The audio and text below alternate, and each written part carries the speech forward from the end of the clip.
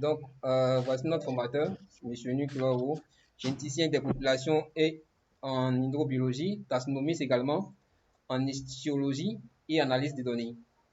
Donc, c'est lui qui va nous entretenir tout à l'heure pendant 60 minutes.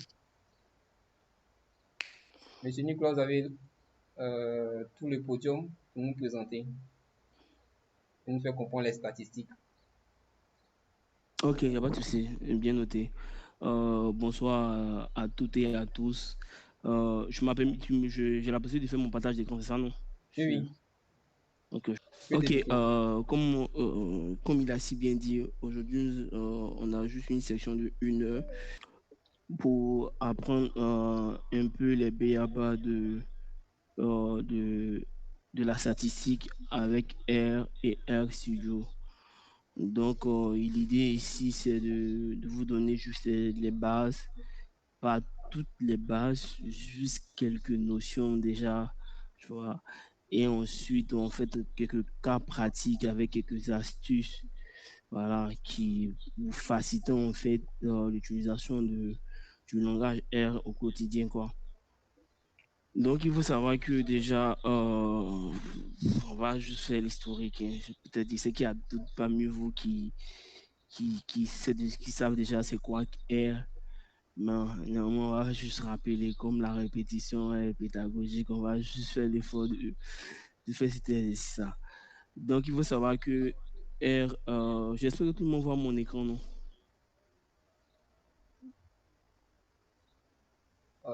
Oui, c'est bon pour moi. Ok, super. Donc, comme je l'ai dit, on cherche à savoir c'est quoi R exactement.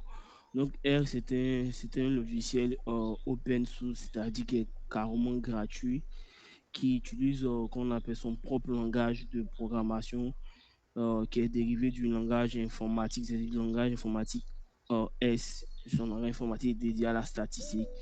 Déjà, je crois que ça a été développé dans l'année 1980, 1970, ça va, si je me rappelle bien. Donc, en fait, il est particulièrement utilisé en statistique, comme on a si bien dit, en fait, en biostatistique également, en écologie, en bioinformatique, etc. Donc, de plus en plus, les actions de R sont en train de s'élargir de plus en plus. Donc, comme je l'ai dit, pourquoi utiliser R déjà? C'est carrément gratuit. Donc, tu n'as pas besoin d'aller chercher, de payer quoi que ce soit. Tu le télécharges gratuitement, tu l'utilises gratuitement. Donc, te permet déjà de faire pas mal de choses lorsque tu le maîtrises. Ça te permet de faire assez de trucs que moi, je peux dire déjà même par rapport au logiciel payant, elle te donne la possibilité de faire des trucs que les logiciels payants ne peuvent même pas te faire.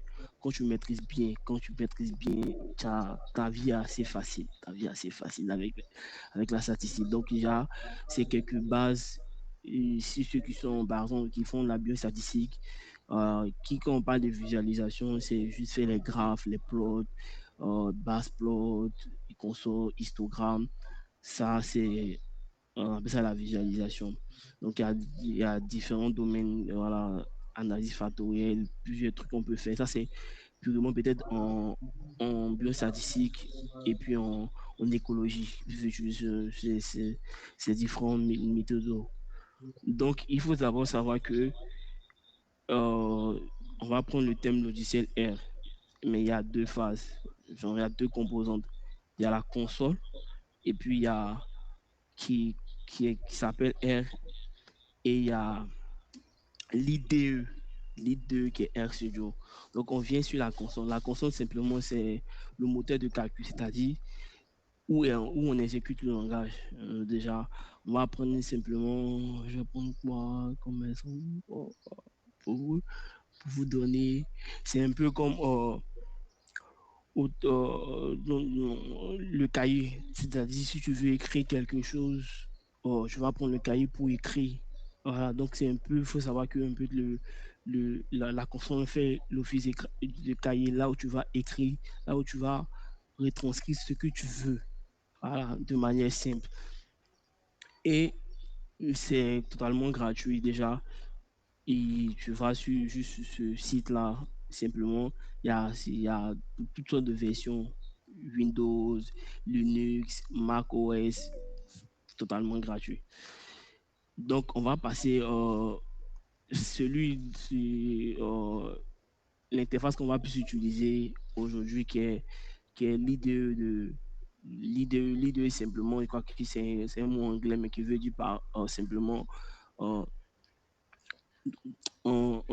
environnement de développement intégré, je crois bien. C'est juste une interface graphique qui nous permet de pouvoir utiliser plus facilement. Donc, Regarde, vous pouvez utiliser facilement R. Vous faites le parallèle entre la console et puis l'IDE. Vous faites très simple. C'est comme si quand tu étais sur la console, tu travaillais avec un marqueur permanent. Donc, ce qui veut dire que dès que tu écris, tu ne peux plus effacer. Voilà, si tu as fait ta phrase, c'est de recommencer encore ta phrase. Tu ne peux pas effacer une lettre, tu vas venir recommencer ta phrase. C'est ça qui est la console déjà. Et quand on revient sur l'IDE, c'est comme si tu écrivais avec un marqueur non permanent. C'est-à-dire simplement que si j'ai écrit ma phrase et que ça devait être un E accent aigu à la place d'un R, je viens simplement, je fasse voilà, et j'écris. C'est un peu, c'est un peu en fait RStudio. Donc, RStudio, c'est l'IDE de la console R. Donc, tu ne peux pas installer RStudio sans avoir installé au préalable la console R. Donc, on va prendre par exemple une interface graphique de l'IDE de RStudio. Il y a genre 4 panneaux déjà, qu'on appelle là. Le premier déjà qui est la console déjà, c'est-à-dire dans la console. Dans la console, on écrit avec un marqueur permanent. Dans le panneau d'édition, on écrit avec un marqueur non permanent. Donc, du coup, on a la possibilité d'enlever un mot, d'enlever une phrase. Voilà, pas de recommencer tout à zéro. Vous allez voir qu'on va faire des essais, vous allez comprendre. Et qu'on appelle là, le troisième panneau, qui est panneau d'environnement d'historique. Simplement, ça te permet de voir tes importations, tes scripts que tu exécutes. Tu peux voir à travers le panneau d'environnement et d'historique, comme comme son nom le mentionne très bien.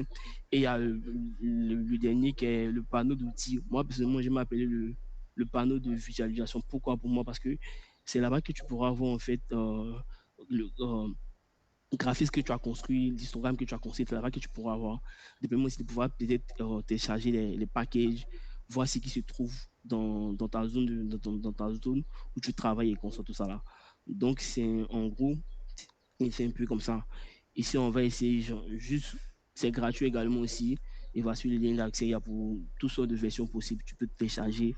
Si tu es sur Mac OS, tu es sur Linux, tu es sur Windows, c'est carrément open source, carrément gratuit. C'est déjà mentionné open source. Il y a, donc, on va essayer de voir rapidement chaque panneau. Ici, comme je l'ai dit, ici, c'est la console. La console, c'est comme si tu écrivais avec un marqueur non, non permanent. Je raconte quoi? Un marqueur permanent. Pourquoi je mélange à fois ces deux mots-là? Avec un marqueur permanent. Donc, du coup, quand tu écris, si tu as fait erreur dans ta phrase et que la machine n'arrive pas à interpréter ta phrase et c'est pas quelle instruction tu lui donnes à travers ta phrase que tu as écrit, en gros, tu es obligé de recommencer à zéro. Donc, si par exemple, tu écris on va s'arrêter avec phrase et puis test pour vous emmener en fait un peu à comprendre les différentes notions au fur et à mesure de manière plus simple. Donc, j'imagine déjà que tu as écrit qu'on appelle un texte de, de, de, de, par exemple, des 4 lignes, mais par exemple, des 4 lignes, que tu as fait heureux. Donc, tu vas venir recommencer et écrire encore de la première ligne à la 4e ligne quand tu es dans la console. Donc, c'est pour ça que j'ai pris la référence marqueur permanent. Pourtant, quand tu te retrouves dans le panneau d'édition, tu peux venir simplement effacer la phrase ou bien le mot qui entraîne l'erreur. Déjà, c'est pour ça que je prends la référence marqueur non permanent. Tu as cette possibilité d'effacer, c'est pas fixe, c'est pas fixe. Et déjà, en fait, avec ce panneau, il y a beaucoup de boutons qu'on nous donne. On va plus mettre l'accent sur le bouton Run, qui est le bouton démarrer. Ici, simplement, quand on exécute notre phrase, quand on écrit notre phrase pour exécuter la phrase, on va juste cliquer sur le bouton Run qui est là. J'espère que vous voyez le bouton Run qui est là. Au fur et à mesure, on pourra voir les autres panneaux. C'est pas assez compliqué. Je veux juste on a réussi le cas pratique, c'est ça qui nous intéresse en vrai. Et également aussi le panneau d'environnement, comme je vous l'ai dit ici, ça permet de voir ici quand vous importez vos jeux de données, vous allez voir où se trouvent vos jeux de données. Quand vous exécutez des instructions, vous allez voir où se trouvent les instructions et consomme tout ça. Donc voilà. Il y a également, comme j'ai dit, panneau d'outils. Moi, je m'appelle ça panneau de visualisation. Si on rentre au niveau des plots, la partie plot, c'est pour voir tout ce qui est graphique, tout ce qui est graphique que nous avons construit. Du coup, de là, on peut exporter des graphismes ou différents formats qu'on veut, c'est au format PNG, CSVG, console. On peut faire ce qu'on veut avec là. On peut même supprimer les consoles. Donc, il y a la partie package. Package, on va en revenir. Donc, je saute. Donc, on retient bien la partie package, le mot package. Donc, pourquoi package? On en revient.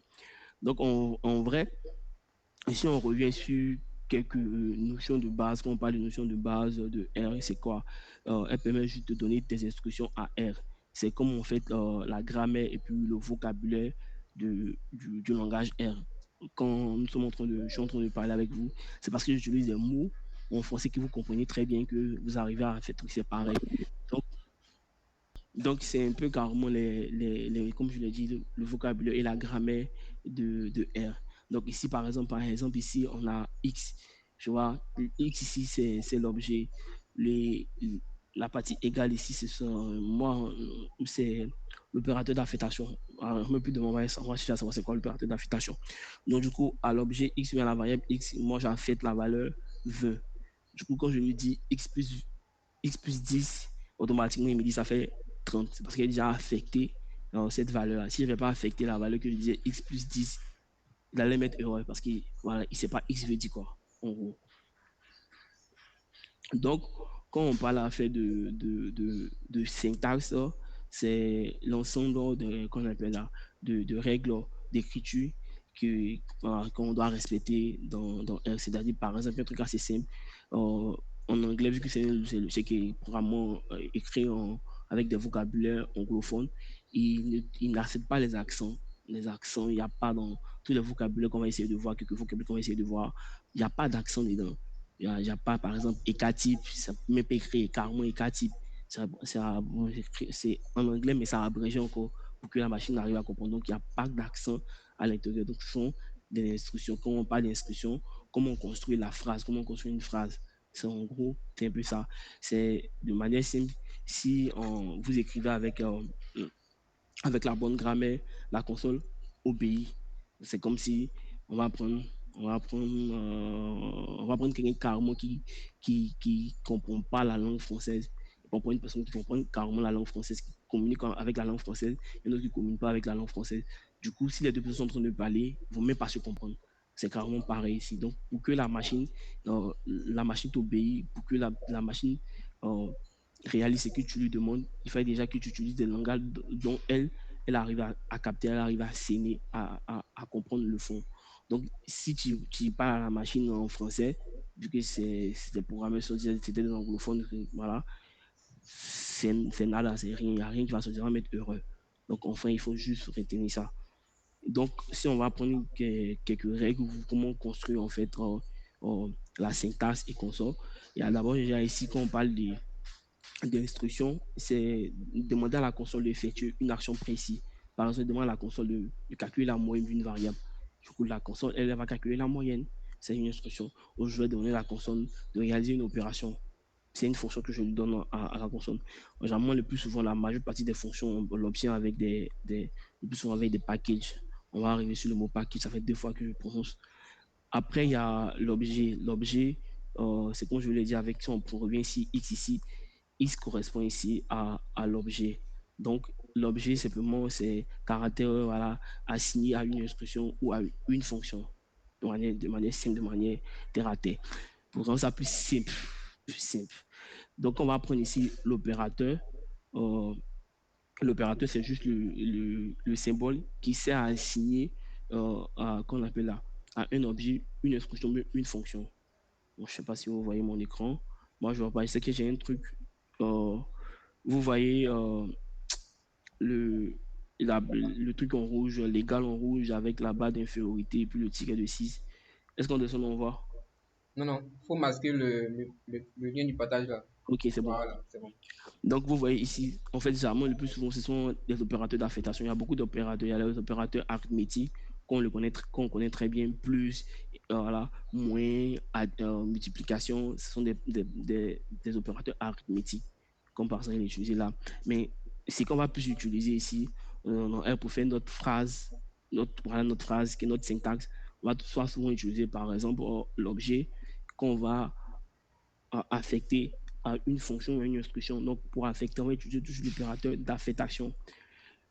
Généralement, ce qui fatiguait peut-être plus les gens, ce qui peut-être a créé en fait ce truc de ne pas vraiment aimer R, et je pense que c'est plus cet opérateur-là, ce, voilà, cet opérateur-là qui nécessite deux caractères, qu'on appelle signe d'infériorité, tiré des 6. Donc, si mon ordinateur venir chercher signe d'infériorité qui n'est même pas facile à trouver pour la plupart du cas, et puis tirer des 6 qui est carrément assez facile.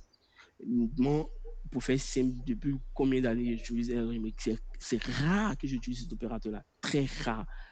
C'est très rare que j'utilise cet opérateur-là. Je me rappelle que récemment, j'ai utilisé pour écrire tout. J'étais obligé de l'utiliser parce qu'il n'y avait pas le choix. C'est rare que j'utilise cet opérateur-là. Le plus souvent, tout ce que moi, je n'ai comme strict, je préfère rendre ça simple parce qu'après, je peux remettre, donner à une autre personne. Si déjà que la personne n'arrive pas à comprendre, c'est un peu chiant déjà. Donc, je pouvais toujours utiliser cet opérateur-là qui n'est pas fortement recommandé, mais lorsque tu utilises bien R, c'est facile pour toi. Donc, on utilise plus cet opérateur d'affectation.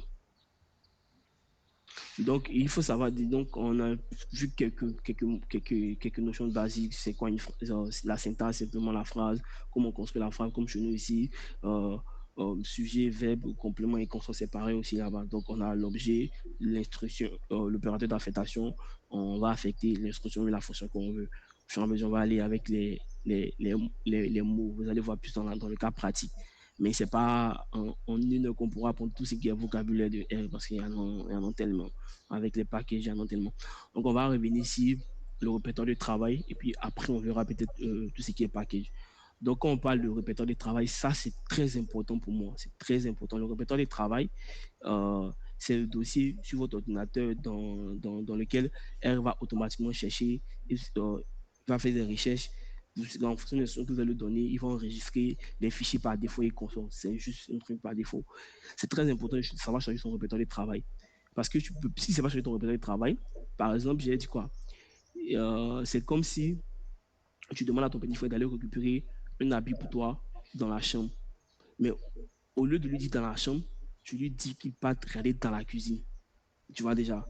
C'est pas sûr qu'il va retrouver l'habit dans la cuisine parce que l'habit se trouve dans la chambre. Parce que toi, tu as oublié de lui dire que l'habit se trouve dans la chambre. Tu lui as dit, va chercher l'habit pour moi dans la cuisine. Du coup, là où il se trouve, c'est pas le bon endroit où il doit trouver le vêtement que tu lui demandes. Déjà, c'est comme ça, un peu comme ça. Et je pense que ça arrive à tout le monde. Déjà, même, il faut savoir d'abord, quand tu ouvres le R Studio, ton l'IDE R Studio, même que tu trouves ici, par exemple, la console, premier réflexe, choisis d'abord son répertoire de travail. Là où on va enregistrer, là où on va importer tout ce qu'on veut. Voilà, c'est comme ça. Donc, c'est un peu comme le bureau de R. Quand vous lui dites simplement ouvre ce fichier, il va chercher directement sur le bureau, il ouvre. Quand vous lui dites sauvegarde, c'est directement là-bas qu'il sauvegarde automatiquement pour faire simple. Donc, simplement, il y a plusieurs manières de savoir choisir son répertoire de travail. Moi, je vous ai juste donné quelque chose qui est assez simple parce que pour moi, après, je veux que cette partie de dire est vraiment compliqué là disparaît. Ce soit plus en fait, voilà. Donc, simplement, la première méthode qui est assez simple avec des manuels, juste, tu vas juste dans, qu'on appelle là, le menu session, tu vas dans Set Working Directory, tu choisis simplement chose directory et il y a une boîte de dialogue qui s'ouvre et vous cherchez le dossier où vous voulez travailler, sélectionnez le dossier qui va servir de votre répertoire de travail et faites Open. C'est carrément assez simple. Et si on revient, moi, je n'ai pas le temps de faire ça là. Personnellement, je fais toujours raccourci. Dès que je vous note, il y a plus en même temps simultanément contrôle et Shift, contrôle H. Automatiquement, la boîte de dialogue 5 de réduire 5 de réduire 3 actions, c'est-à-dire aller dans le menu insertion, chercher set working director, chercher chose ça me permet de gagner en temps. J'arrive directement ici et sélectionne et faire open et avance en utilisant ça. Donc, ça va rester. C'est un peu comme quand on se réveille le matin, on a dit bonjour aux parents et qu'on s'en consomme. Donc, quand tu ouvres ton idée net là, avant de lui dire le bonjour net là, c'est ça. Donc, on revient sur le package, déjà packaging. Je vois que ça fait simple, c'est bibliothèque. Voilà, c'est en mot français, c'est bibliothèque. Donc, c'est qu'on appelle là, des outils supplémentaires que vous ajoutez au, à R, que vous ajoutez à R, qui va fonctionner de manière locale sur votre ordinateur pour permettre à R d'avoir d'autres fonctionnalités. C'est comme tu enrichis, par exemple, ta grammaire ou ton vocabulaire. Déjà, c'est pour ça qu'on dit, par exemple, il y a ceux qui vont parler le langage soutenu, le langage courant. Donc, quelqu'un qui parle le langage courant, c'est comme si tu as carrément une notion assez basique, il n'y a pas d'autres mots voilà, d'autres vocabulaires. Quelqu'un qui a parlé le langage soutenu, il a des vocabulaires qui sont encore plus euh, il a d'autres mots plus intéressants que l'autre ne connaisse pas. Peut-être le par exemple, il va faire une phrase pour dire un truc dont celui qui parle en langage soutenu, il va juste donner simplement le mot. Donc, c'est un peu comme ça. Donc, grâce au package, ça vous donne la possibilité de faire plusieurs choses qui est assez intéressantes. Par exemple, je crois que le package que les gens aiment utiliser plus même par défaut pour pour faire les graphiques, c'est plus le package ggplot tout de lui te permet de pouvoir construire ce qui est graphique de manière jolie, mettre les couleurs, les notions basiques, il le fait, mais la qualité du plot, la qualité du graphisme est carrément différent avec quand tu fais avec ggplot, c'est plus agréable, c'est plus joli, c'est plus intéressant, comme un peu ce qu'on a mis, ce qui se trouve derrière comme fond de, de, de ma diapositive. Ça, par exemple, ça, c'est un truc que ggplot fait très bien. Mais par contre, avec R, la qualité, c'est pas trop, tu vois, c'est pas trop. Donc, on va juste s'arrêter là parce que ce qui nous intéresse, c'est vraiment les cas pratiques. C'est pas juste connaître les vocabulaires, juste savoir les définitions. C'est juste les cas pratiques. Donc, moi, je arrête mon PowerPoint.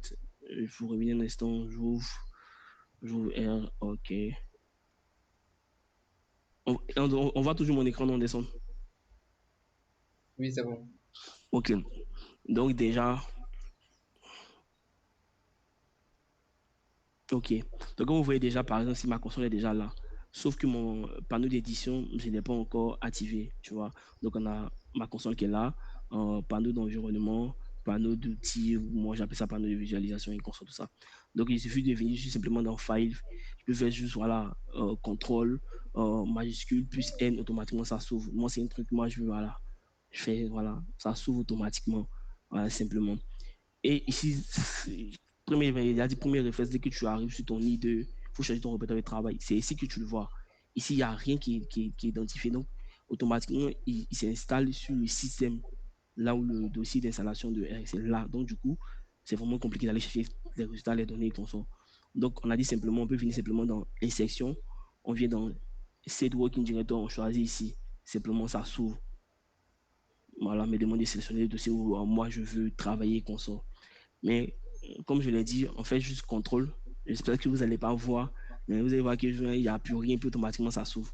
Donc contrôle, vous voyez, automatiquement ça s'ouvre. Rien à appuyer, c'est juste là, je fais juste contrôle, Shift H, ça s'ouvre un peu comme mon bonjour. Je choisis mon dossier, déjà, j'avais déjà net, c'est pas là, je pense que je l'ai mis ici. OK. Donc je viens ici, je choisis le dossier R. Pourquoi? Parce que c'est là-bas que se trouve la base de données que je vais utiliser avec les scripts. Déjà, il y a déjà quelques scripts. Je vais pas, donc si vous voulez, je peux vous montrer. Déjà, on vient là, je suis ici. Donc, vous voyez déjà que j'ai déjà ma base de données qui est déjà là. J'ai déjà des scripts déjà écrits. Donc, c'est là-bas que je veux, parce que c'est là-bas que se trouve la base de données. C'est là-bas qu'il va charger la base de données pour pouvoir faire les calculs que je vais lui demander d'effectuer. Donc, je viens simplement dans ici, je fais Open. Déjà, il notifie ici que ça se trouve dans mon disque local, dans le dossier tutorat et dans le dossier R. C'est là qu'il doit enregistrer tout ce qu'il doit enregistrer. Vous voyez. Du coup, pour moi, je viens ici, je vais juste prendre cas pratique. On va faire ici cas pratique. Et ici, c'est déjà essayer de bien regarder comment moi je fonctionne. Moi, j'ai toujours dit, quand tu comprends quelque chose, ton rôle, c'est de rendre ça simple aux autres. Donc, moi, je fais juste mon rôle. Donc, déjà, ici, déjà, on va juste commencer avec celle-là. Je mets ça d'abord en amont. On va aller voir un peu carrément la différence. Bah, OK. Ici, par exemple, ici, l'objet va, caractère que moi j'ai appelé data, jusque son anglais, data données. et je lui demande comme vocabulaire read table. Donc, lis euh, le tableau. Donc, je mets le nom du tableau, voilà, qui est Ray, où vous allez voir la base de données, aussi c'est ici, Ray. Donc, le fichier d'instruction, c'est TXT. À la suite, si vous voulez qu'on continue la formation, on va plus parler sur d'abord même de comment avoir une bonne base de données, comment écrire déjà la base de données en elle-même avant d'importer dans R pour éviter qu'il y ait des conflits et comment l'exporter, genre l'extension de la base de données. Il y a beaucoup qui vont me dire oui, ils utilisent format CSV, d'autres me dire oui, ils utilisent le format LX, oui, il n'y a pas de souci. Mais tel que moi j'utilise R pour faciliter mes tâches au quotidien, vous allez voir qu'on va aller plus loin pour avoir une version stable de tout ce qui est comme script pour ne pas avoir de bug.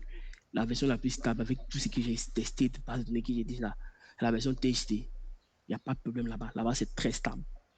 Donc, ici, il lui demande est-ce que mes en-têtes là ont déjà des titres? Est-ce que la première colonne correspond aux en-têtes? Il y a les titres je viens de notifier pour la première colonne, variable, nom de la variable. Du coup, je dis true et je lui dis séparateur, vu que le séparateur, c'est séparateur test tabulation. Donc, c'est le séparateur qui est là. Et de lui demande ici string diff factor. Est-ce que j'utilise la première colonne, la première case comme facteur? Je crois bien. Je lui dis non, je n'utilise pas. Et simplement, ici, attache data, c'est pour fixer. C'est de telle sorte que à chaque fois que je peux appeler, il peut appeler data simplement, sans venir écrire la phrase. Par moment, dès qu'il charge une fois, tu peux appeler data simplement. Mais lorsque tu exécutes beaucoup d'instructions, souvent ça crée des conflits. Donc, il est perdu. Donc, le fait de fixer ta base, ça permet d'éviter ce type de conflit-là, d'éviter qu'il y ait des erreurs. Même quand, par exemple, souvent c'est un package, on peut avoir les mêmes notions. Par exemple, les packages, il y a des exemples dedans. Ils peuvent noter comme exemple de base de données data. Donc, ça peut créer des conflits. Je ne sais pas quel data il va utiliser, mais le fait que tu fixes, il sait quand à chaque fois que tu appelles data là, c'est lui-là qui doit appeler en premier. Donc, tu fixes. Ici, name data, c'est juste pour voir le titre et quels sont les noms des différentes variables et consoles. Donc, comme on a déjà choisi le répéteur de travail, qui est déjà là, il n'y a pas de problème. On va exécuter la première fonction ici. Pour l'exécuter, on va juste appuyer, cliquer le bouton Run. J'espère que vous voyez mon écran. Donc, le bouton Run, il a exécuté la console, la console puisqu'il exécute le script. Donc, la console a exécuté le script. Et vous voyez ici déjà la base de données affichée là. On peut carrément la voir même. Ça, c'est plus avec les nouvelles versions que tu as ce genre de fonctionnalité. Voilà. Bon, on peut carrément la voir. Et remarquez bien ce point qu'elle a là, le NA. Remarquez bien. Remarquez bien ce NA là. Remarquez bien. Donc, après, je fixe, je fais name simplement. Il me dit, par exemple, il y a M qui représente en fait le poids. C'est juste des données sur des poissons, les raies qu'on essaie de mesurer, voilà, et qu'on sort. Donc, on a le poids, on a la longueur standard, la longueur totale du poisson, quelques paramètres et qu'on sort. Ça, c'est pas important. Donc, ici, là où pour moi, il y a un problème, c'est que si je ne connais pas le nom de ma base de données, je fais comment? Je serais obligé de venir regarder de l'autre côté. Ou soit simplement peut-être appuyer. Il y a une technique assez simple. Qu'est-ce qu'on fait? Je peux enlever simplement. J'appuie simplement la première lettre du nom de ma base de données. Ici, c'était R. J'appuie R et puis j'appuie tabulation. Quand j'appuie tabulation, automatiquement, la base tous les fichiers portant le nom R vont sortir. Il suffit que moi, je clique ici et dis, je veux ça. Ça sort apparemment. Ça, ce sont des petites techniques quand je maîtrise bien. Mais moi, je n'ai pas le temps de venir chercher à savoir si ma base de données s'appelle R, tout. Du coup, moi, ce que j'utilise le plus souvent,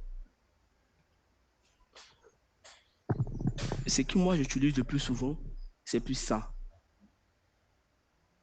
Donc, déjà, qu'est-ce qu'on va faire? On va juste supprimer la base de données et puis on va utiliser cette fonction. Cette fonction, file.chose, ça vous permet automatiquement d'aller chercher votre base de données du fait que parce que je ne connais pas le nom, je ne connais pas la première lettre, je ne connais rien. Une boîte de dialogue s'ouvre automatiquement et là où se trouve là où se trouve la base de données, vous partez la récupérer, vous sélectionnez, ça s'ouvre un peu comme si on choisissait nos répertoires de travail. Donc moi, je supprime carrément. Donc la base de données n'existe plus. Elle n'existe plus. Si vous voulez, quand je vais appuyer data, il va me mettre erreur.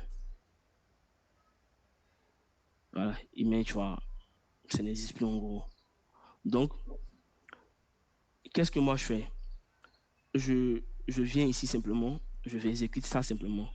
Quand j'exécute, simplement, il y a une fenêtre qui s'ouvre, une petite fenêtre ici. Automatiquement, il allait dans mon répertoire de travail. Et il choisit la base de données que je veux. C'était Ray qu'on a choisi. Je vais cliquer Ray et faire ouvrir. Vous allez voir qu'il a apparu là. Il avait carrément supprimé, mais il a apparu là. Et simplement, je vais attacher et puis je vais faire le name. On est d'accord. Ça, c'est pour importer la base de données. Donc, dès que tu viens sur R, avant de commencer à travailler d'abord, dès que tu ouvres ton IDE peu importe qui est sur la console, premier réflexe, avant de dire bonjour là, dans le bonjour là, je choisis mon répertoire de travail. Il fait CTRL-SHIFT-H. Je choisis là où se trouve ma base de données, là où je veux que tout ce qui est résultat, tout ce qui est truc, soit sauvegardé là. Pourquoi c'est important? Parce que, comme je l'ai dit là, quand on va aller plus loin, vous allez comprendre que on peut faire tellement de choses avec R que je vais prendre le mot de mon divorcé qui me tout le temps dit il dit la science, ça c'est pour les paresseux. Les scientifiques ils sont des paresseux. Et c'est totalement vrai. Moi, je me rappelle au début, si quelqu'un qui aime toujours toucher les choses, voir ce qui se passe. Mais au fur et à mesure, j'ai trouvé ça trop long pour moi. C'est ce que en un point que maintenant, quand j'utilise R, moi, j'ai pas besoin de copier le résultat dans console. Je sais déjà sauvegarder dans ma boîte, dans mon répertoire de travail là-bas. Il suffit juste d'aller chercher à savoir c'est quel fichier je veux et puis j'avance. Donc, vous allez voir ici, on va faire ça ici avec quand on va aller dans le cas plus loin. Donc, on revient ici, simplement ici, ça c'est pour dire que je veux voir simplement comment il a affiché déjà, voir les 10 premières lignes de ma base de données. Donc, quand je fais, j'exécute, ça, les 10 premières lignes, c'est-à-dire il va prendre chaque variable. Donc, on apprend ça. Pour la variable masse, voici les 10 premières lignes. Il consort, il consort. C'est juste des vocabulaires de base. Je vais voir ici, par exemple, les, les différentes lignes aussi, c'est pareil. On peut juger cette fonction-là. Ici, par exemple, ici, ça, c'est une fonction de base pour voir maintenant la structure de données, minimum, maximum, un truc comme ça, assez simple, structure de base. Donc, non, mais c'est plus Somari qui est structure de base. Ici, de la structure qui est minimum, maximum, c'est carrément on prend la même fonction. Ici, il te permet de dire les caractères. Qu'est-ce qui est numérique? Par exemple, ça, il considère ça comme numérique. Il va considérer ça comme caractère, c'est-à-dire c'est pas chiffrable pour lui. Voilà, c'est juste des lettres. Donc, on considère ça comme caractère. Donc, plus ou moins, tu sais déjà que tu ne peux pas calculer la moyenne des, de lieux. Les calculs moyens, il faut numérique déjà. Donc, quand on va calculer moyenne de lieux, on va mettre erreur. Et chez Somari, c'est juste pouvoir. Pareil aussi, minimum, maximum, premier quartile et constant de chaque variable. De chaque variable. Déjà, le minimum au niveau de la masse, c'est 70. Maximum, c'est 765 et constant pour chaque variable se marie. Et on revient. On va essayer de calculer la moyenne. Ça, la retenir ça bien. Retenir ça bien. C'est très important. Généralement, les gens n'en parlent pas, mais c'est très important. Très, très important. Je vais vous montrer. Je vais calculer la moyenne de, de LS. Vous voyez déjà, quand il a appuyé Somari, il a calculé la moyenne de LS. Quand il y a un problème dans LS, le problème c'est lequel? On revient, c'est pas.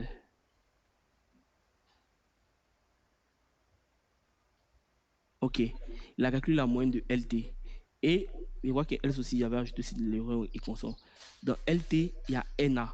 Mais comment ça s'est fait que R, lui, il arrive à calculer la moyenne de, de la variable LT? Parce que la moyenne, c'est une somme arithmétique, on connaît, on fait la somme de tout le monde, on divise. Mais quand il y a valeur manquante là, ça passe pas.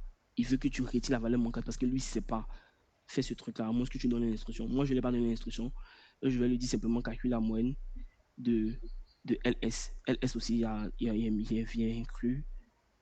La valeur manquante là, c'est colonne vide, hein, c'est des ensembles vides. Je peux faire des erreurs, il y a des valeurs par exemple qui sont mal interprétées. Par exemple, les virgules sont considérées comme des points en R. Lui, considère, chez lui, quand il voit point, il sait que c'est virgule. Si toi, tu as mis virgule, il va te mettre NA, N, NA, N. Voilà. Valeur, c'est pas bien écrit pour lui. Donc, vous voyez il a mis NA, c'est-à-dire qu'il ne peut pas calculer la moyenne. Donc, lorsque je mets cette fonction qu'elle a là, cette fonction qu'elle a là, NA run through, ça me permet de dire, de calculer la moyenne en retirant, en ne pas considérant le NA qu'elle a. Donc, quand je vais faire run, vous allez voir que il me donne la moyenne. Il me donne la moyenne de LS. Si je fais aussi, le fait de mettre le F là, c'est dit faux, false. Si je j'enlève, comme je mets cette expression na.run égale égale false, ça équivaut, c'est pareil comme ici, comme ça. Les deux sont pareils. Donc, quand je vais exécuter, il va mettre erreur aussi. C'est carrément pareil.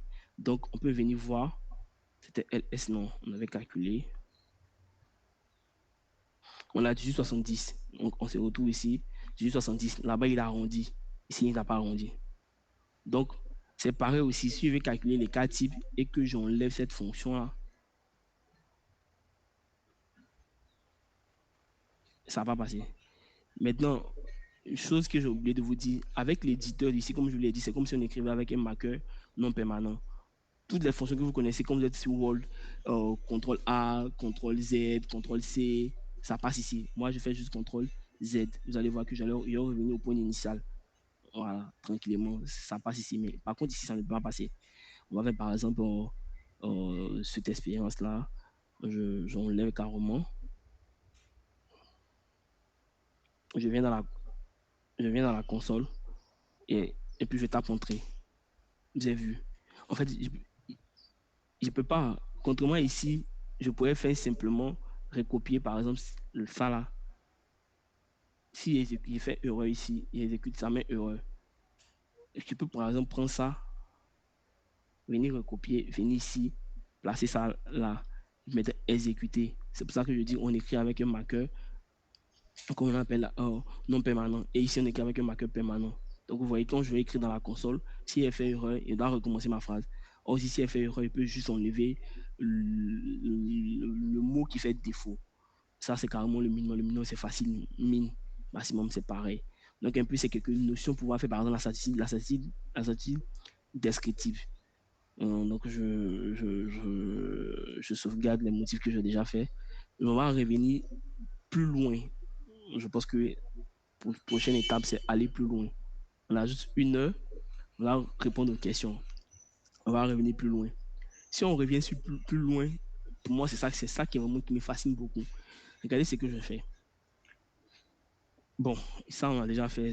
À vous de voir. On va choisir de manière automatique. On retire tout ça là. Voilà. Regardez ce que j'ai demandé j'ai écrit. Ici, ce que moi, je veux faire. Vous voyez, en fait, moi, je veux construire ce tableau qu'il a là. Je veux construire ce tableau qu'il a là. Ce que moi, je veux faire, c'est que quand la machine finit de calculer net là, quand le résultat sort là, moi, il y a jusqu'à faire copier-coller, envoyer dans Word. C'est ce que je veux faire. Vous voyez. Il a dit, imaginez-vous, il y a combien de variables. Moi, je veux juste calculer pour ça. Je veux juste calculer pour ça. Comme ça. C'est ce tableau-là que moi, je veux. Du coup, si on revient dans R, c'est ce que j'ai fait. D'abord, ici, j'importe mon jeu de données. Il télécharge le package librairie qu'on appelle là ICL XX. Généralement, j'ai omis de vous dire ça. Pour télécharger les packages, c'est assez facile. Hein. Vous venez juste dans la partie package, dans tableau, panneau d'outils.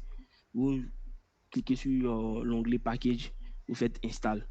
Voilà, package que vous voulez installer, vous écrivez simplement, moi je vais écrire. Voilà. Une fois que vous l'avez installé, c'est une fois, c'est local. À moins que vous changez d'ordinateur, je fais juste de cliquer dessus et faire installer, il est déjà installé. Et ça, c'est important de cocher ça. Parce que d'autres packages nécessitent la présence de d'autres packages. Si tu décoches, il va installer seulement le package que tu lui as donné. Pourtant, le package, pour qu'il fonctionne, il a besoin de d'autres vocabulaires. Donc, le fait déjà de cocher ça, ça t'évite déjà à savoir quel autre package nécessite forcément la présence de ton package en question que tu as installé. Déjà, c'est juste par défaut, ça c'est un répertoire juste par défaut où se trouvent tous les packages. Maintenant, pour mettre à jour les packages, c'est ici Update. Vous allez voir, je crois que voilà, il y a tous ces packages à mettre à jour. Je veux juste de faire, voilà, et puis j'installe tout, mais after, c'est pas ça. Et ici, par exemple, si je veux charger un package, par exemple, j'ai besoin de ce package-là. Je vais écrire, le voici qui est là, je coche. Le package est chargé. Du coup, je peux décocher. Et si le package n'est pas chargé, donc si j'exécute cette fonction, c'est cette fonction-là, ce package, le package en question que j'ai installé là, il me permet, il permet à R d'avoir cette fonction-là. C'est-à-dire que de générer un fichier Excel. d'exporter les résultats en fichier Excel. Donc, il me permet d'avoir cette fonction-là. Donc, ici, la partie librairie, c'est comme s'il venait coucher ici. Tu vois, donc la phrase librairie, c'est comme s'il venait coucher ici. Donc, pour faire un peu plus genre, comme si genre on connaît papier là. On fait un écrit librairie, sinon en vrai, c'est carrément inutile. Donc, il fait librairie. Vous avez vu que c'est couché. S'il décoche, s'il n'est pas chargé, il fait librairie, c'est couché. C'est juste pour cocher simplement, en vrai, rien. Donc, pour la fonction que j'ai écrite, vous avez vu que ici, j'ai pas nécessairement besoin de d'autres vocabulaire. C'est que tout ce qui est basique se trouve déjà dans R de base. C'est déjà dans R. Moi, j'ai juste besoin d'un seul vocabulaire qui est le XLX. Bon, ça, j'ai du mal à prononcer.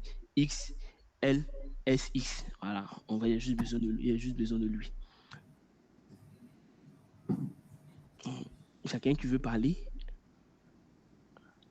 OK. Donc, ici, qu'est-ce que j'essaie de faire?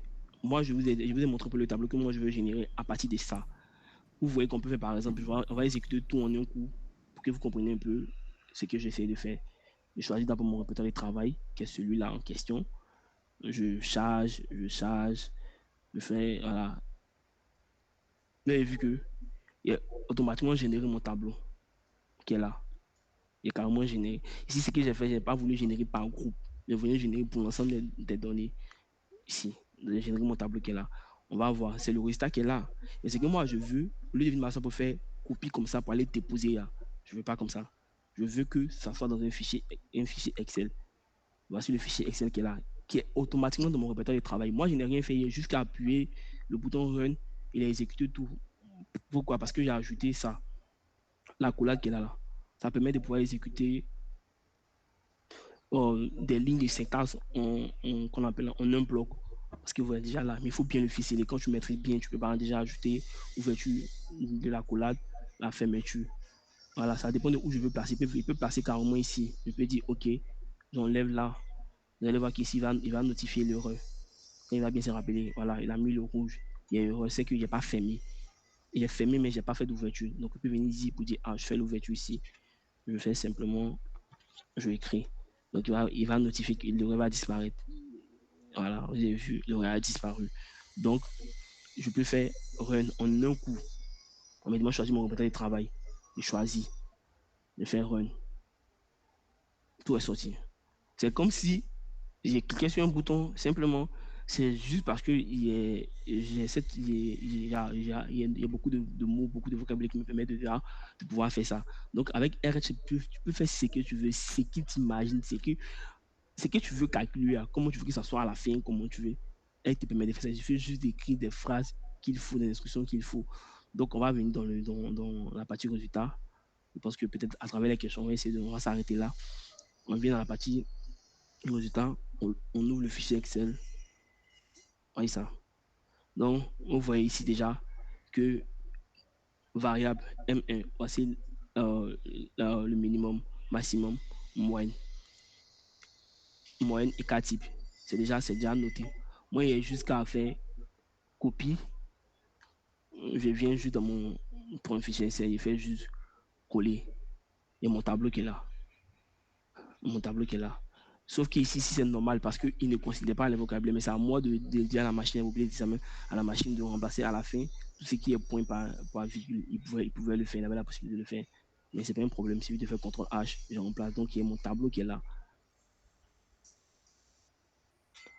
Le lieu de m'asseoir pour faire un à un, et le tableau qui est là. Je peux juste les tirer comme je veux, faire ce que je veux. Voilà, le tableau qui est là, en vrai, ajuster comme je veux, faire ce que je veux, en vrai. Donc, je pense qu'on va s'arrêter là, parce que en 1 heure de temps, on peut pas tout apprendre. C'était juste un apéro. Désolé, désolé, désolé, ne vous fâchez pas. En fonction de votre demande, on pourra faire d'autres formations, vous montrer d'autres techniques, d'autres astuces sur R pour que ce soit plus facile pour vous, pour que ça passe très facilement. On passe très facilement. Ceci étant dit, moi, je vais arrêter le partage d'écran. Parce que tout le reste, c'est confident. C'est secret maintenant. Hein. Il est caché, mais secret. Donc, on se prend pour les questions-réponses. D'accord. Merci, monsieur le formateur. C'était vraiment une formation très enrichissante. On a appris les bases de R. Tu nous as fait découvrir quelques scripts. Comment est-ce qu'on écrit une commande dans R? Qu'est-ce qu'il faut utiliser pour attribuer une variable à, à un nouvel élément, etc. Et puis tu as terminé avec une synchronisation, quelque chose d'automatisé, qui est vraiment très intéressant. Alors, on passe maintenant à la séance des questions. Est-ce que vous avez des questions? Si vous avez des questions, vous levez juste la main et puis je vous donne la parole.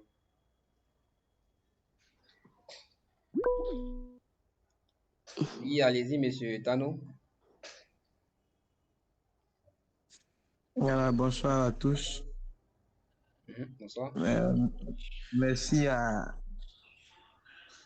votre structure pour l'organisation de cette formation qui vient à point nommé et qui a été notre lanterne, ne pas dire apporter une forme d'éclaircie sur ce logiciel mythique-là, qui est un logiciel indispensable aujourd'hui dans la recherche.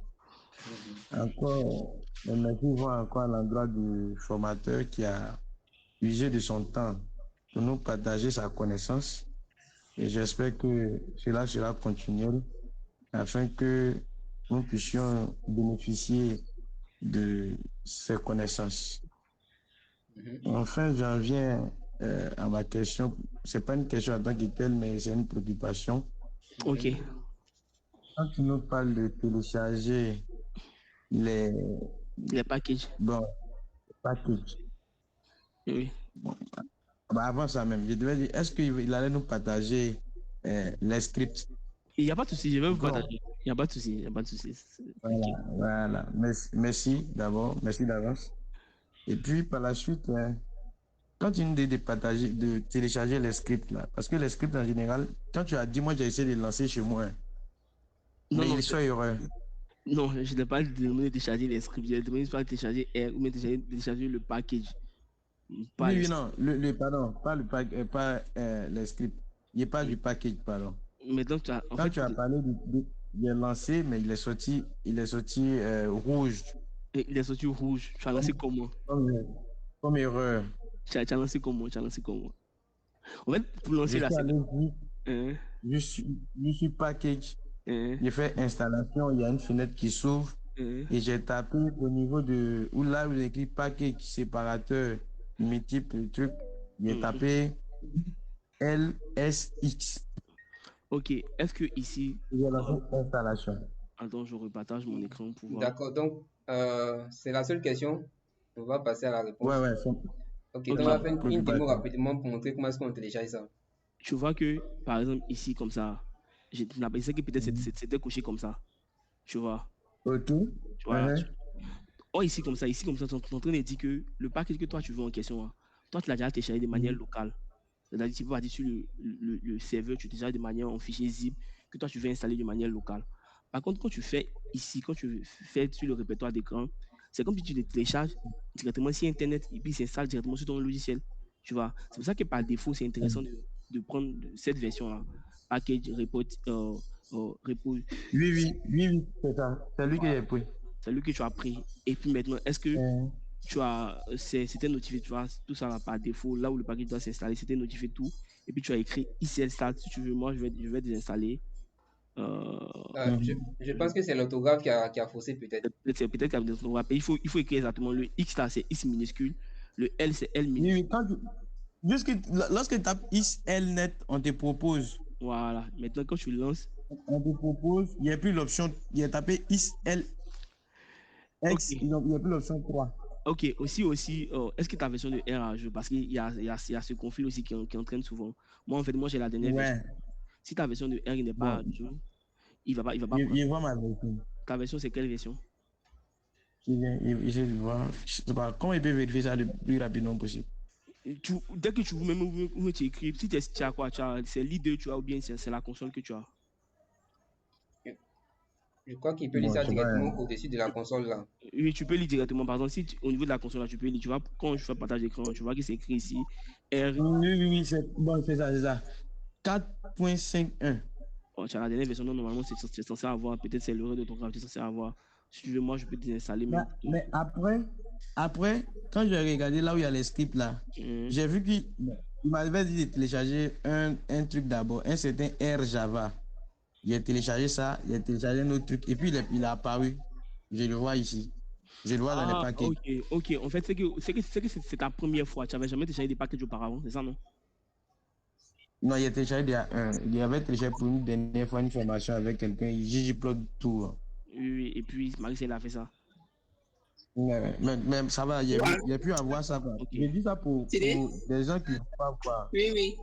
Il n'y a pas de souci, il n'y a pas de D'accord. souci. Sinon, Donc, ça peut arriver. Ça va dépendre de comment ton ordinateur il est configuré. Ça, ce sont les conflits aussi de R, ok. mais ça peut arriver. Mais je pense que c'est un truc qui se règle rapidement.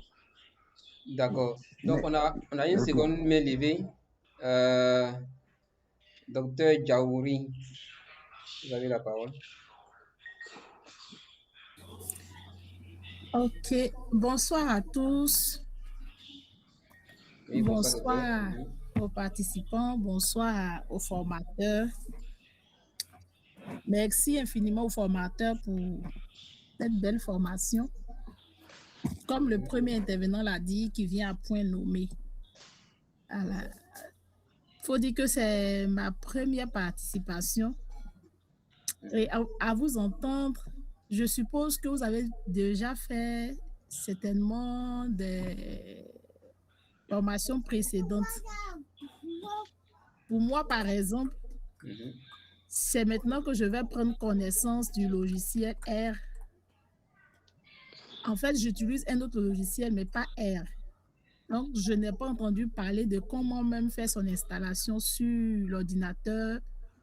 Aujourd'hui, j'entends parler déjà de Scribe et tout ça. Bon, je suppose que vous avez déjà peut-être commencé. Donc, c'était pour savoir, est-ce que c'était possible pour nous qui sommes nouveaux, peut-être de revenir sur vos pas pour essayer de nous mettre à jour, ou bien si on peut avoir une autre séance pour pouvoir être au même niveau d'information que vous. Ok, ok, ok, ok, ok, ok, ok, ok, ok. Anderson, tu peux Donc, augmenter le temps de moi après. Je donc pense que tu peux. je pense que tu as ça dans le PowerPoint, Oui, non? oui, j'ai ça dans le L'installation et PowerPoint. tout ça. Donc, vous aurez le fichier de présentation après. Vous saurez Oui, ok. comment installer et quelle version installer Mais par rapport à votre ordinateur. je veux juste lui montrer un truc rapidement. Par exemple, déjà pour télécharger R, soit tu peux travailler sur la console, comme je l'ai dit. Ici, la console, c'est comme si tu travaillais avec un marqueur euh, permanent. Donc, c'est la console qui est là. Donc, sans la console là, sans R, je ne peux pas travailler avec RStudio. C'est carrément impossible. Donc, même quand tu vas installer RStudio, si tu n'as pas de préalablement installé la console, ça ne va pas passer. C'est carrément impossible. Donc, déjà, pour télécharger la console, c'est sur ce site-là simplement.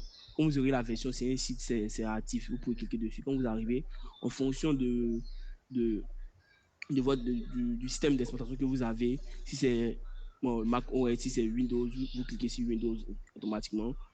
Ça va se mettre à télécharger automatiquement, comme on télécharge les applications ordinairement.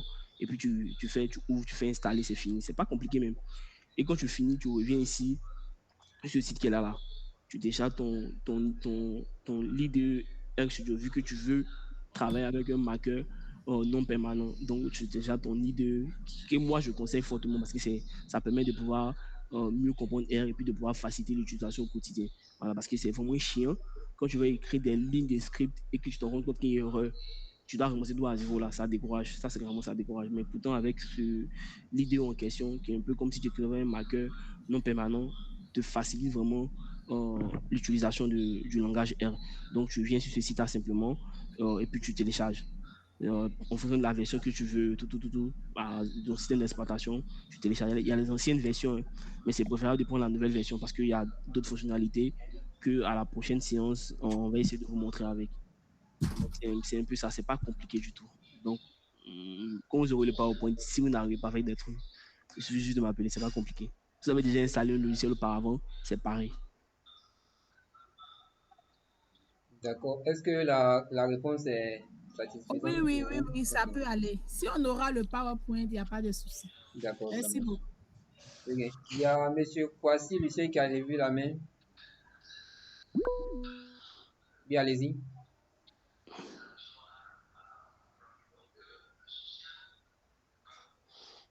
Ok, merci beaucoup, formateur Nicolas. Merci vraiment à mon patron Anderson, voilà, qui me connaît très bien. Comme docteur avait souligné déjà, nous autres n'a pas encore utilisé. Donc, moi, je m'attendais personnellement, même voici comment on télécharge. Ça veut dire que d'abord l'étape, comme je fais de l'initiation, voilà, on télécharge et puis voilà, au fur et à mesure, et puis on progresse. Mais bon, comme il a déjà souligné en disant qu'on aura le PowerPoint, moi je pense que on va essayer de s'adapter avec les informations qui figurent et puis essayer de voir si on peut télécharger dans le cas contraire, comme il a donné aussi son autorisation pour pouvoir l'appeler ou entrer en contact avec lui. Je pense que c'est déjà une bonne chose. Donc, juste à féliciter et nous restons vraiment à votre disposition pour vraiment toute autre formation. Voilà. Donc, Bon, merci. attends. Bah, attendez, Anderson, je crois que je vais juste montrer un truc assez simple et puis D'accord, on va vas-y. finir on va finir avec cette question. C'est juste un peu ça, à mon avis. Ok, Il y a pas de vas-y. souci. Non, mais je veux juste, je vois que ça revient 2 fois, donc c'est carrément assez important. Donc, en fait, voilà, vous allez voir que moi, je reviens, j'ai cliqué, je clique sur le lien, automatiquement, vous voyez toujours mon écran, non? Donc, moi, je fais juste, je clique la version parce que j'ai un système d'exploitation qui est Windows, je clique sur Windows. Donc, je clique sur Install pour la première fois. Vous voyez la version qui est là. Je clique dessus. Ils sont en train de télécharger simplement. Je vais revenir sur l'autre lien là en attendant. Il est où ça? Il est ici. Je clique dessus sur le lien. Donc je veux juste prendre la dernière version. C'est la même version qui est là. C'est toujours pareil. Je suis juste de cliquer là-dessus. Automatiquement, vous avez vu qu'ils sont en train de télécharger. Donc si je viens là où se trouve, moi je ne vais pas faire l'effort d'installer.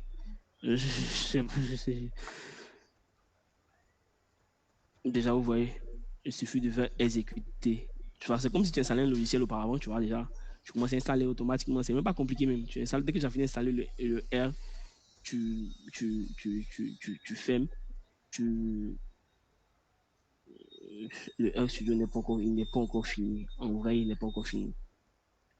Donc, je vais voir si je peux. Je fais exécuter. On me demande, voilà, ça va sortir. Tu vois, on me demande la version française. En fonction de là où je me trouve, moi, je prends la version française. Je suis pas trop bon en anglais. Et ça, déjà, c'est en train de sortir. Il suffit de faire juste suivant. Il n'y a pas besoin de lire, de faire juste suivant. Ça va commencer à s'installer tranquillement. C'est pas compliqué même. C'est comme si on installait les logiciels qu'on utilisait habituellement, peu importe. Moi, je fais. J'espère que ça va pour vous. Bon, l'idée aussi, il a fini. Ok. Il suffit juste de préalable. Il faut toujours installer R avant d'installer R Studio. Voilà. Il suffit juste de faire la même chose. Clique 2 fois, exécuter. Voilà. En fait, il est déjà installé. Donc, il a déjà installé la version.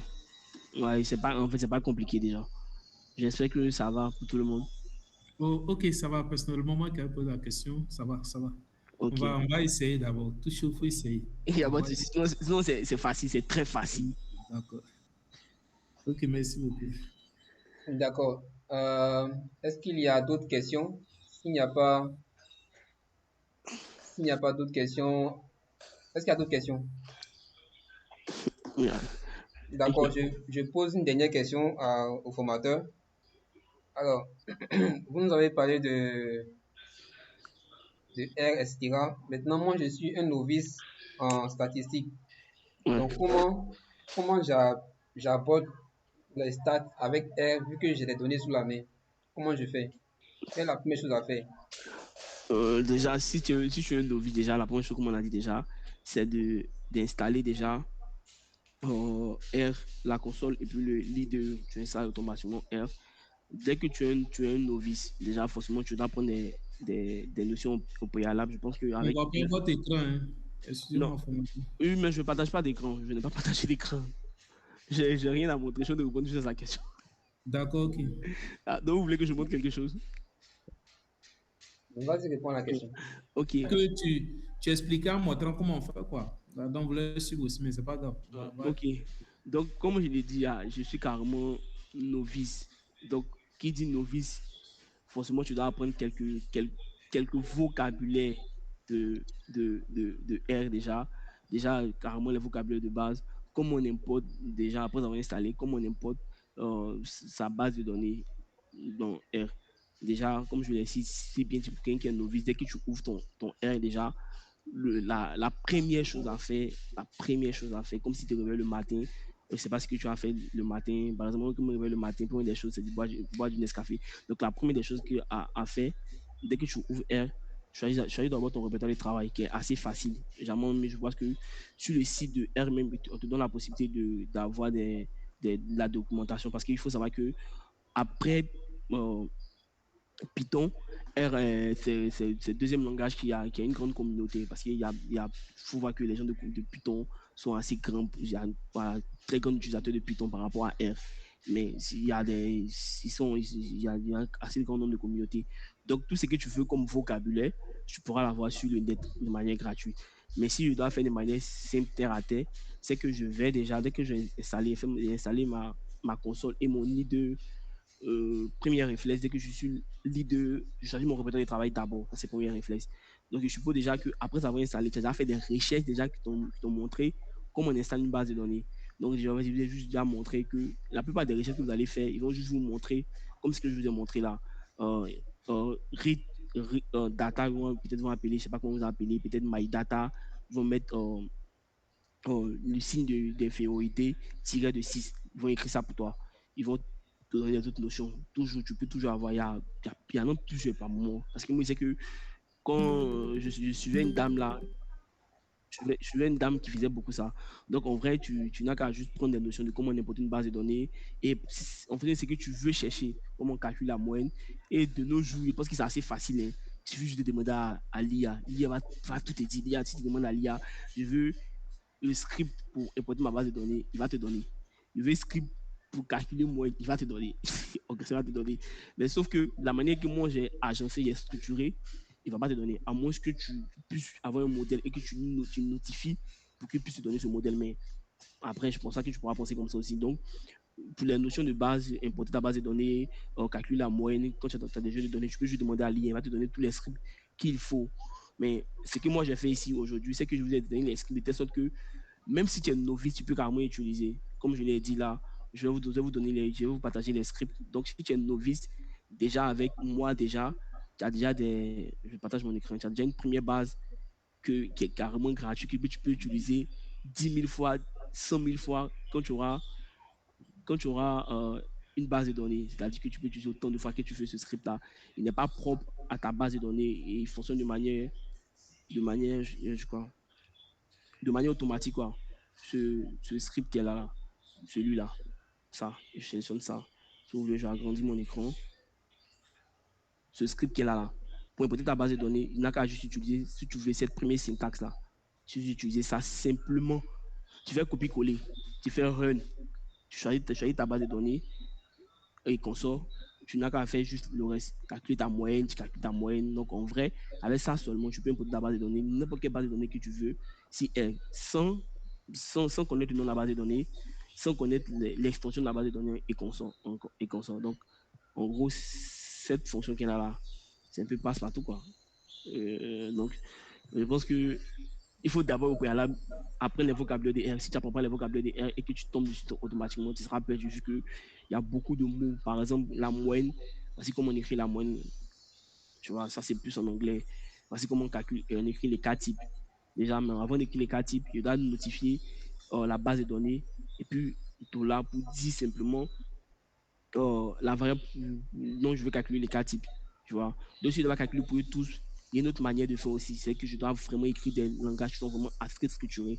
C'est vrai que c'est carrément fatigant quand tu es novice, mais avec erreur et avec répétition, en acceptant les erreurs, tu vas finir par avoir, par exemple, ce type de niveau-là.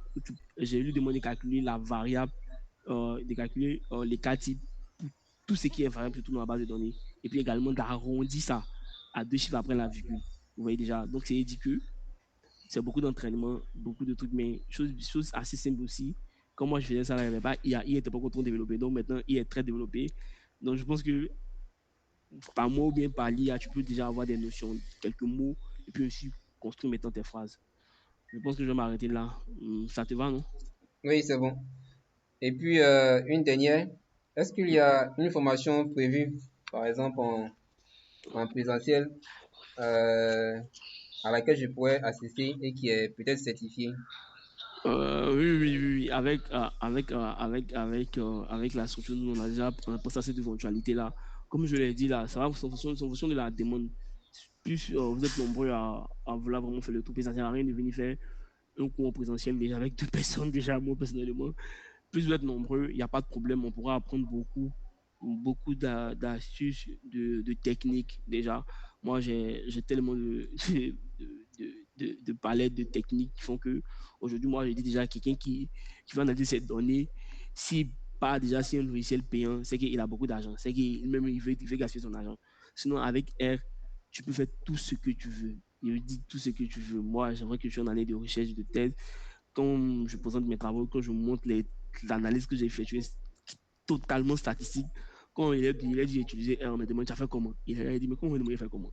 Donc, c'est dit que tout ce que tu veux faire comme traitement de données là, tu peux faire avec R. Moi, je vous dis, tout ce que vous voulez faire comme traitement de données, même en rentre en écologie, on peut faire des cartes, on peut faire des cartes avec R. Sauf que moi, j'aime pas. Ils pouvaient plus Q10 parce que Q10, c'est mieux plus intéressant que R. Donc, en fonction de la demande, on va programmer en septembre, voilà, en présentiel pour vous, si vous voulez, sur une semaine, sur 2 jours, en fonction de la demande. D'accord. Est-ce qu'il y a un contact à garder en tête? Ouais, il y a le contact de Len Ward à garder en tête. Hein. Je pense que déjà tout le monde a déjà vu la structure, donc vous pouvez prendre le contact. Je pense que c'est 0749 et 07 48 91 53 42. Je pense que vous pouvez juste appeler ce contact-là pour avoir plus d'informations sur la formation, quoi, sur la formation certifiante. Vous pouvez D'accord. reprendre le numéro, s'il vous plaît. Le numéro est 07 dans le chat. 40, je vais juste reprendre. Si vous voulez, peut-être les gens vont pas regarder dans le chat, mais Je c'est vais lui mettre le numéro dans le chat. Maintenant, le support, est-ce qu'on peut l'avoir déjà en PDF dans le chat? Comme ça, tout le monde ne pas ok. avec le support directement. Je vous envoie ça tout de suite en même temps. Les scripts et consorts, si vous voulez la base de données pour que vous puissiez tester, j'envoie tout automatiquement dans le chat. C'est pour vous, de toute façon, c'est pour tout le monde. Donc, avant qu'il n'envoie les fichiers, la prochaine formation sera une formation en communication digitale sur Facebook, TikTok ou Instagram, etc. Donc, ça, ce sera notre formateur qui va animer ça. Ce sera sûrement en septembre.